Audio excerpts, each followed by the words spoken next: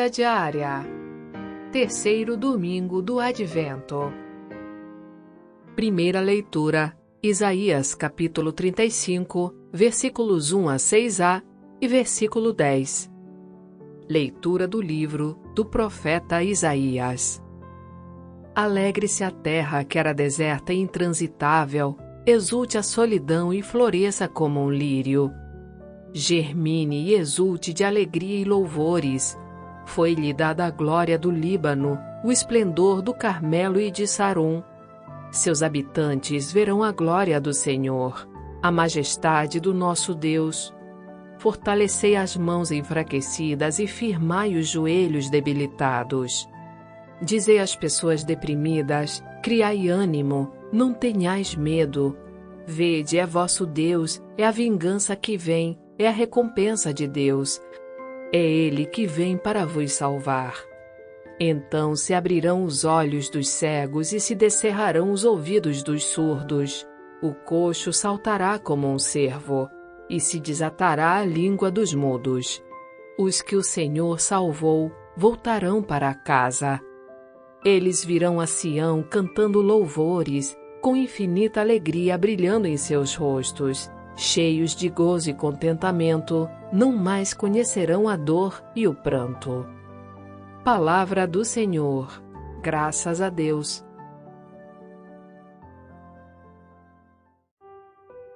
Salmo responsorial 145. Vinde, Senhor, para salvar o vosso povo. O Senhor é fiel para sempre, faz justiça aos que são oprimidos. Ele dá alimento aos famintos, é o Senhor quem liberta os cativos. O Senhor abre os olhos aos cegos, o Senhor faz erguer-se o caído. O Senhor ama aquele que é justo, é o Senhor que protege o estrangeiro. Ele ampara a viúva e o órfão, mas confunde os caminhos dos maus. O Senhor reinará para sempre. Ó Sião, o teu Deus reinará. Vinde, Senhor, para salvar o vosso povo. Segunda leitura. Tiago, capítulo 5, versículos 7 a 10. Leitura da carta de São Tiago. Irmãos, ficai firmes até a vinda do Senhor. Vede o agricultor. Ele espera o precioso fruto da terra e fica firme até cair a chuva do outono ou da primavera. Também vós ficai firmes e fortalecei vossos corações, porque a vinda do Senhor está próxima. Irmãos, não vos queixeis uns dos outros, para que não sejais julgados. Eis que o juiz está às portas. Irmãos, tomai por modelo de sofrimento e firmeza os profetas que falaram em nome do Senhor. Palavra do Senhor. Graças a Deus.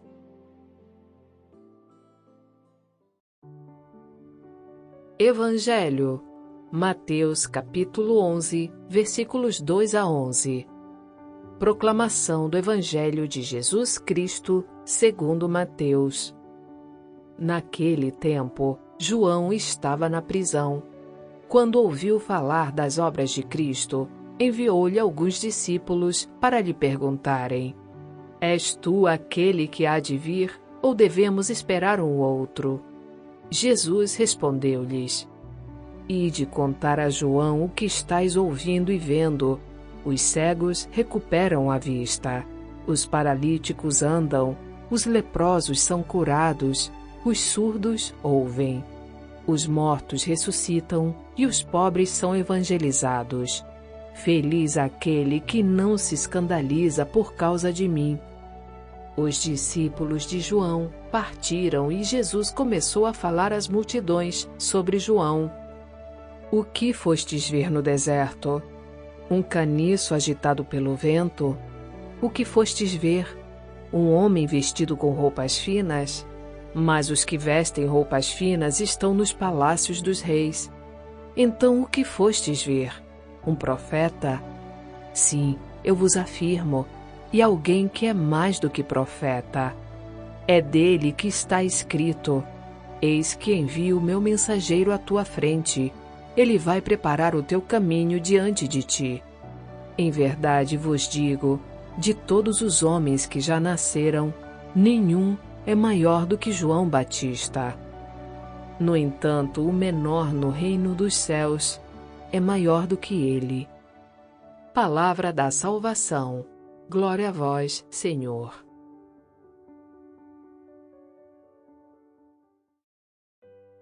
Começa agora o Conversando sobre a Palavra. Oi pessoal, oi Sônia, tudo bem com vocês? Sejam muito bem-vindos a mais um programa Conversando sobre a Palavra, nesse terceiro domingo do Advento. Quem não é inscrito no nosso canal, se inscreva no nosso canal. Quem puder, compartilhe os nossos vídeos com outras pessoas, com os grupos da família, com os grupos da igreja, com o grupo dos amigos. Faça isso agora, antes de ouvir o programa. São maneiras muito importantes que vocês têm de nos ajudar. Eu peço a vocês muito obrigado desde já. Pessoal, hoje a gente celebra o terceiro domingo do Advento. Esse domingo, gente, ele tem uma característica especial que diferencia esse domingo dos demais domingos do tempo do Advento. Ele é conhecido como Domingo da Alegria. Mas por quê, né? Porque com isso a igreja ela quer expressar de uma maneira bem visível uma mudança de ambiente, começando já pela mudança da cor que rege a nossa liturgia de hoje.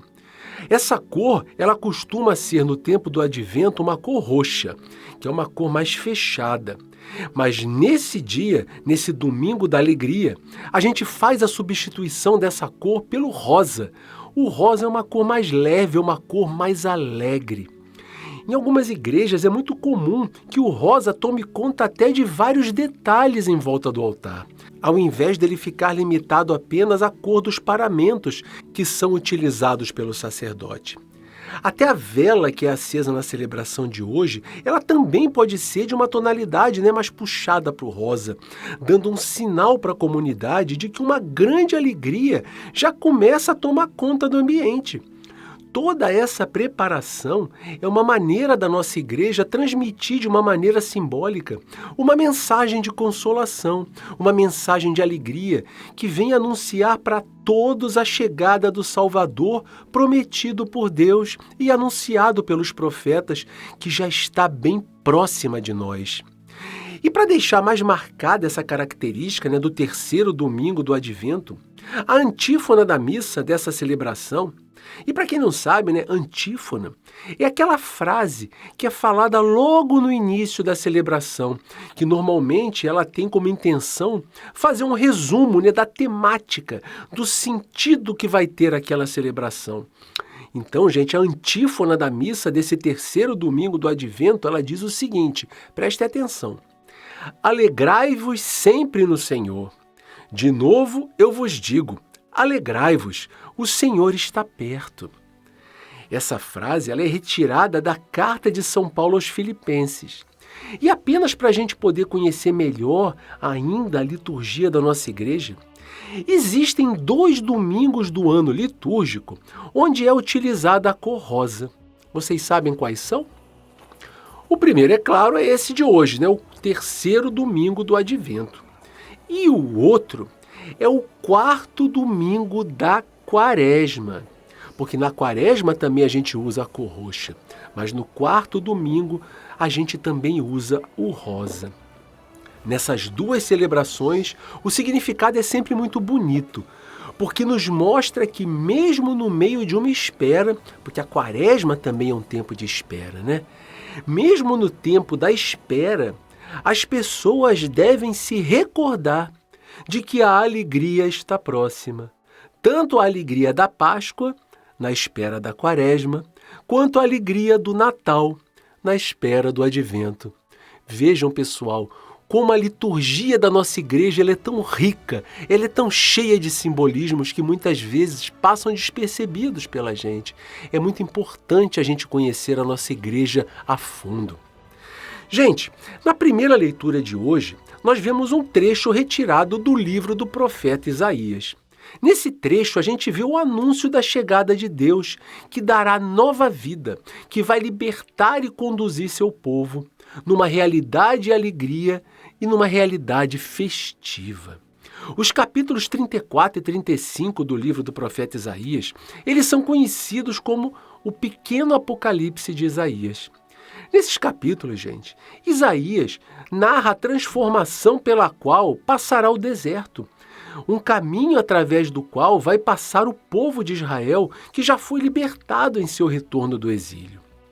A intenção de Isaías é transmitir uma mensagem de consolo, de ânimo para os exilados, que estavam mergulhados em desânimo, em frustração, porque a libertação do povo estava demorando muito tempo e eles tinham a impressão de que Deus tinha abandonado o seu povo. Lembremos que nessa época o povo estava exilado da terra de Israel. Eles tinham sido deportados de lá. Esse nosso texto de hoje, gente, é um verdadeiro hino de alegria, que tinha justamente a intenção de dar esperança e de reanimar o povo. E qual seria, a razão dessa alegria? A razão da alegria é a proximidade da vinda de Deus, que vai vir para realizar justiça ao seu povo, para intervir na história e para salvar o povo do cativeiro. Ele vai abrir uma estrada no deserto para que o povo possa voltar a Sião de maneira triunfal. O profeta começa a sua narrativa pedindo à própria natureza que prepare a vinda do Deus que vai vir em favor do povo. Ele diz: alegre-se a terra que era deserta e intransitável, exulte a solidão e floresça como um lírio. O profeta, pessoal, ele transmite a mensagem de que até a própria natureza vai se alegrar com essa intervenção de Deus em favor do povo. É uma imagem, É uma imagem de que mesmo em uma terra, nesse caso no deserto, onde só há morte, e falta de vida, com a vinda de Deus, esse lugar vai ser transformado no local onde se verá a imagem da glória e da beleza de Deus. O deserto vai ser mudado. Ele poderá falar da grandeza de Deus, justamente por transformar o que era morte em vida. Mais na frente, a palavra do profeta, para se dirigir às pessoas, ele dirige palavras de ânimo para essas pessoas, porque Deus está chegando para salvar e para libertar o seu povo.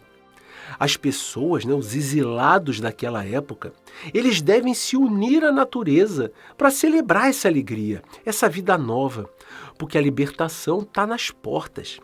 O profeta diz: dizei às pessoas deprimidas, criai ânimo, não tenhais medo. Vede, é vosso Deus, é a vingança que vem, é a recompensa de Deus, é Ele que vem para vos salvar. E o resultado dessa libertação, dessa ação libertadora que Deus vai realizar em favor do seu povo, o profeta também narra, dizendo: então se abrirão os olhos dos cegos e se descerrarão os ouvidos dos surdos. O coxo saltará como um cervo e se desatará a língua dos mudos. A ação de Deus, gente, vai ser transformadora, vai ser geradora de vida em abundância.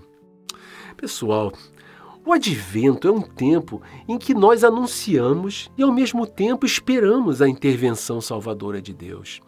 Esse é o significado do Advento.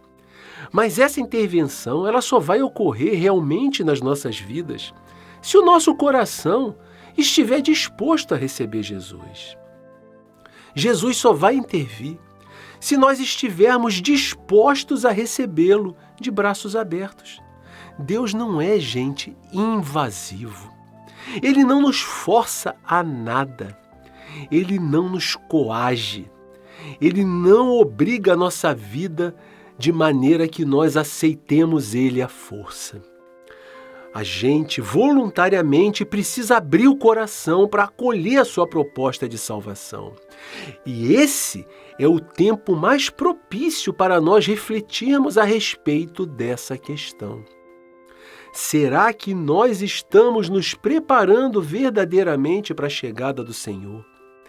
Será que nós estamos preparando o nosso espírito para esse grande evento? Será que nós estamos abertos a um processo de conversão que vai nos permitir abraçar os ideais que nos são propostos por Jesus? Ou será que nós estamos apenas cumprindo um protocolo formal? Gente, como eu bato nessa tecla. Será que nós estamos só cumprindo uma obrigação que a gente tem de participar dessas celebrações do Advento na comunidade?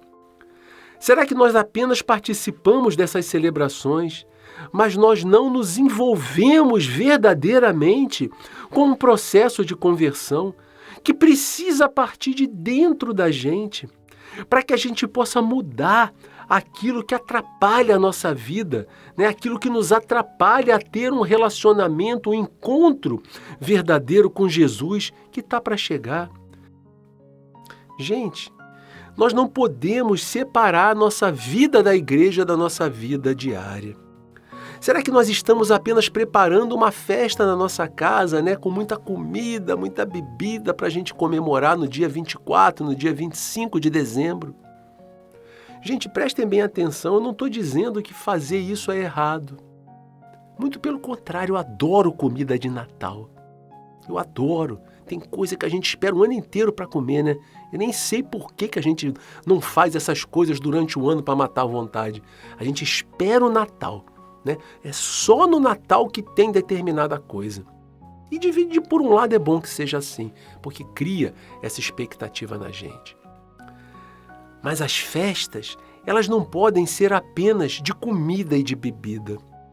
Elas têm que celebrar a nossa conversão interior, a nossa mudança de vida.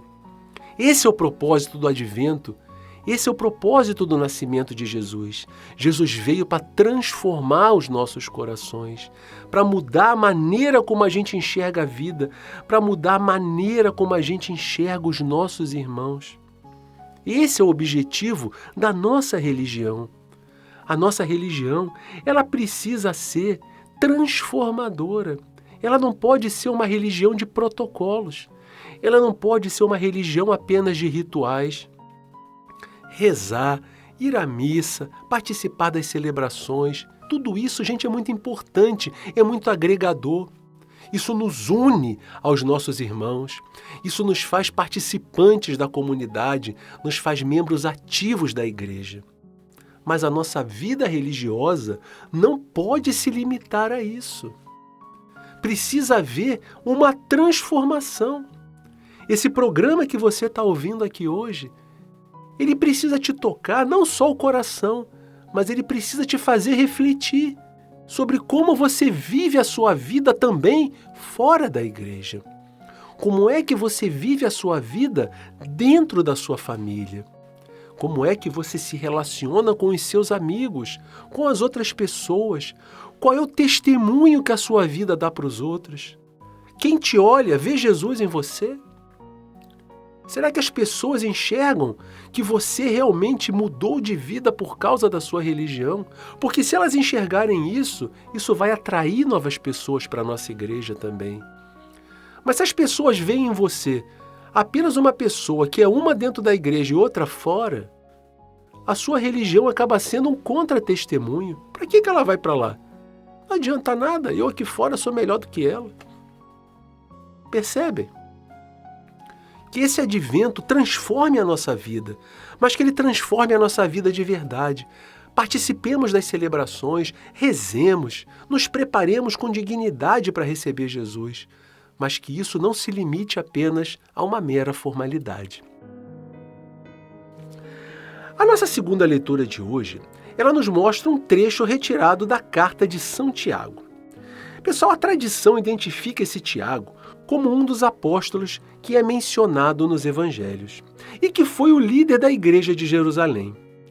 Mas os estudiosos não têm realmente muita certeza, de que se trata exatamente desse Tiago, nem do outro Tiago também, aquele que era irmão de João Evangelista. De qualquer forma, o autor é um grande sábio judeu, que consegue transpor os valores da sabedoria judaica em função do cumprimento que elas encontraram nas palavras e nos ensinamentos de Jesus.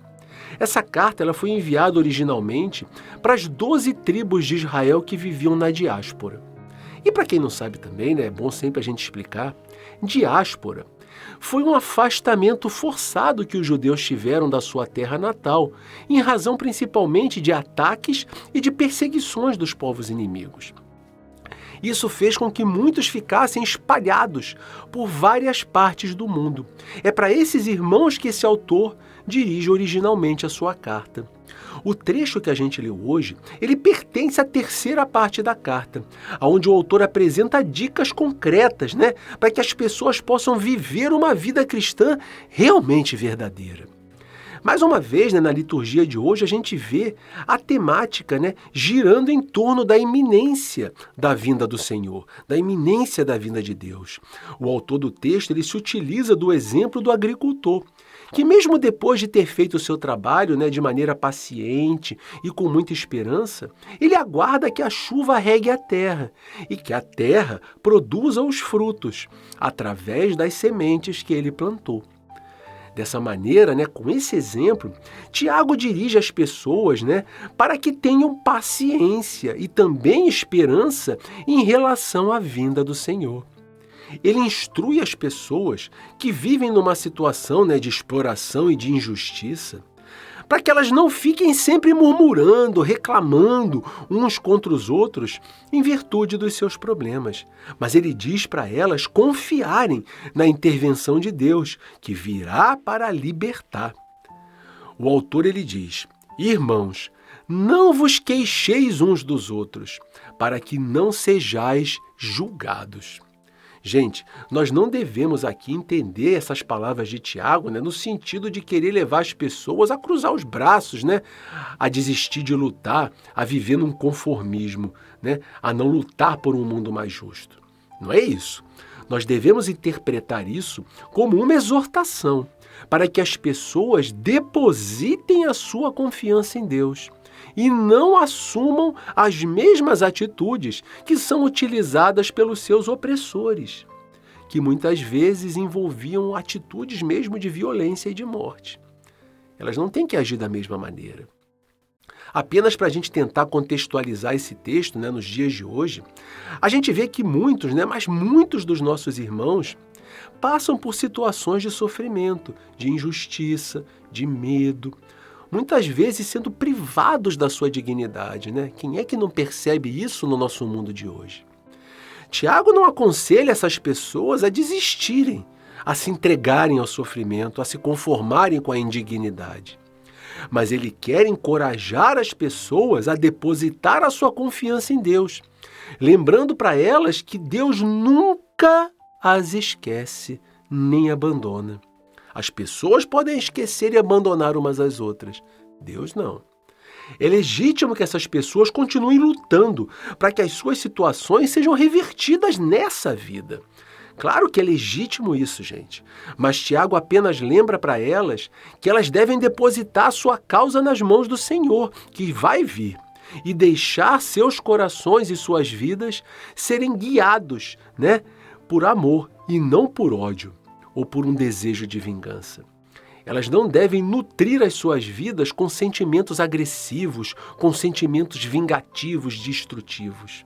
Dessa maneira, elas vão dificultar a aproximação desse Jesus que quer vir habitar no seu coração e que não pode chegar num lugar que é dominado pelo ódio e pelo desejo de vingança e ali ele encontrar um lugar para ficar. Perceberam a diferença? Não é algo fácil de ser conquistado.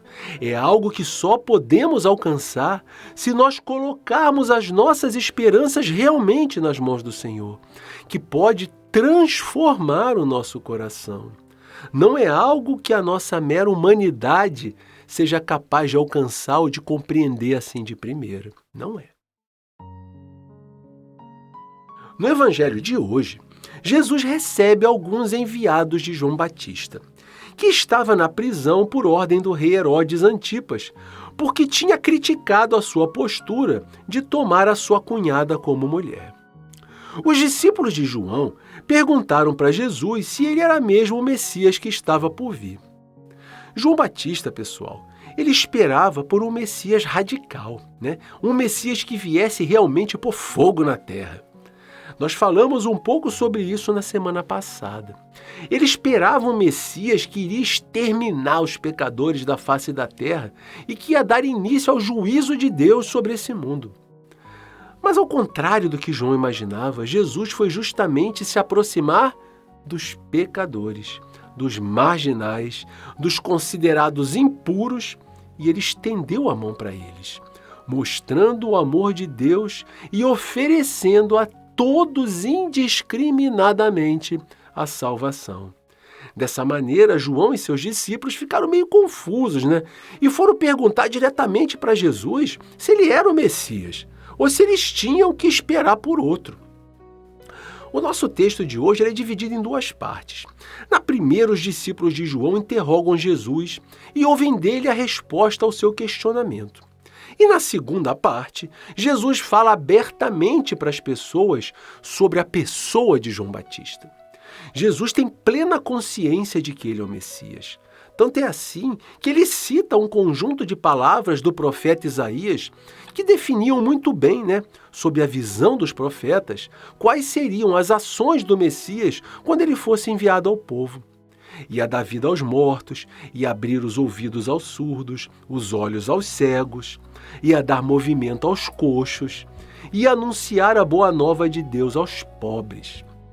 Então, gente, a resposta que foi dada de maneira indireta, mas também esclarecedora, Jesus já realizava todos esses sinais.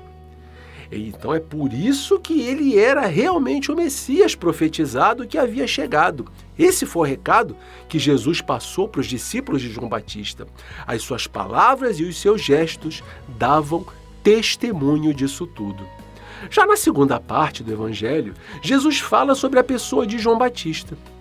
Nas palavras de Jesus, João não era mais um pregador oportunista, como tantos e tantos que tinham aparecido em Israel. João não era oportunista, ele não seguia a moda, ele nem vivia vestido de maneira luxuosa. Para Jesus, João era muito mais que um profeta.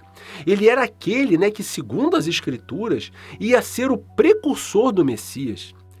Jesus disse sobre João: é dele que está escrito: eis que envio o meu mensageiro à tua frente. Ele vai preparar o teu caminho diante de ti. Gente, estes sinais que Jesus realizou quando ele esteve nesse mundo, e que ele cita aos discípulos de João Batista como sendo os sinais de que ele era o Messias esperado, eles precisam continuar a ser realizados durante toda a história da nossa humanidade. Agora, essa missão cabe àqueles que são os herdeiros do projeto salvador de Jesus. Primeiramente foram os seus discípulos, e no decorrer do tempo, todos nós que nos dizemos seguidores dele, que nos dizemos cristãos. Todo cristão precisa continuar a realizar nesse mundo a ação libertadora do reino de Deus. Da mesma forma que Jesus, nós também temos que ir o tempo inteiro ao encontro dos nossos irmãos mais necessitados, daqueles marginalizados pela nossa sociedade moderna, aqueles por quem ninguém se interessa e que não podem retribuir a nossa ajuda. Tudo isso está escrito no Evangelho. É só a gente olhar para o lado, gente. Do nosso lado vai ter muita coisa para a gente fazer para o reino de Deus acontecer. Como eu sempre digo, a gente não precisa fazer nada de extraordinário, nada de gigantesco. Nós podemos fazer muitas coisas, no nosso pequeno mundo, no qual a nossa vida tem alguma influência, no qual a nossa vida tem algum poder de ação. Nós podemos fazer coisas transformadoras para as pessoas que estão perto de nós. Nós podemos fazer algo, gente, a começar por aqueles que estão bem pertinho. E se a gente se organiza em comunidade, nós podemos fazer coisas muito maiores, porque a força de várias pessoas juntas é muito maior do que a soma dos seus esforços individuais. Não coloque a responsabilidade para os outros. Isso é culpa do governo. Isso é responsabilidade dos políticos. Quem tem que fazer isso é o padre, para isso que ele é padre. Quem tem que fazer isso é o líder lá da comunidade, que é aposentado, que não tem nada para fazer. Gente, cuidado com esses discursos. A obrigação do reino de Deus é de todos nós. Peçamos a Deus a graça de podermos ser os continuadores dessa missão do anúncio do reino de Deus. Essa é a parte que nos cabe. Que nós possamos ser sempre inspirados pela figura de João Batista.